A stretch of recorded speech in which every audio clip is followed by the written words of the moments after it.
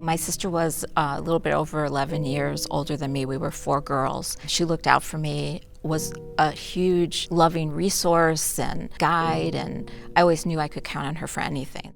When she was first diagnosed with cancer, it was very surreal. I just didn't see our family as a family that would get cancer.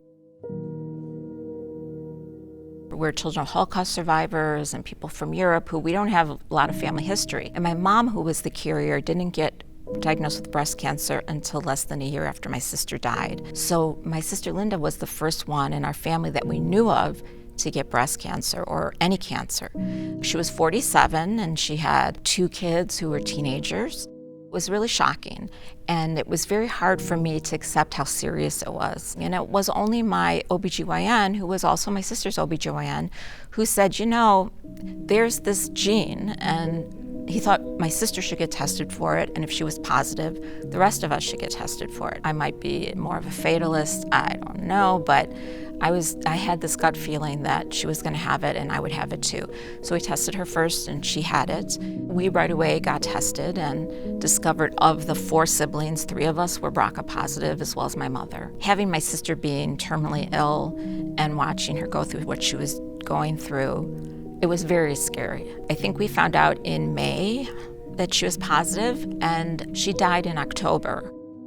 20 years ago, they didn't even do breast MRIs for surveillance. So I was told I could do mammograms and clinical breast exams and hopefully catch the cancer early.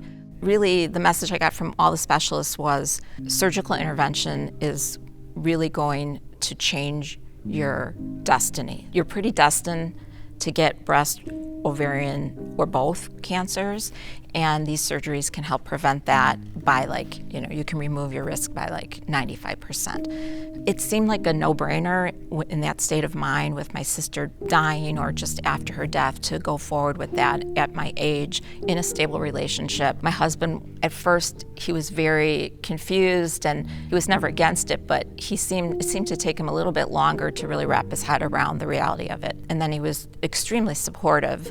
I couldn't have asked for more. Nothing was to be ashamed of, and that I was still attractive and beautiful to him, and I was very fortunate for that. Almost 20 years ago, when I was told I had a BRCA mutation, one of the first things I wanted to do was talk to somebody else who had this mutation. At first, I literally felt like I was one of the only people in the world who had this. And none of the genetic counselors had anybody that they could give me a phone number of, because they were just starting out doing this. My genetic counselor came up with a name, and she said, I met this woman at a conference and she knows other women. It was the best thing I ever found to help me through this process. A small group of women from all over the country who were going through the same thing and desperate to find other women to talk to and share what they were going through and to feel not only less alone, but to normalize things. When my daughter Ziva tested positive for a BRCA mutation, it was a different world for women who were testing positive for BRCA mutations. I just want things to be easier for other women and not have to go through multiple surgeries and, let's face it, removing body parts. And it's just, I know that one day people are going to look back at this and think, oh, this is such a primitive approach to treating cancer risk, but I look forward to that day.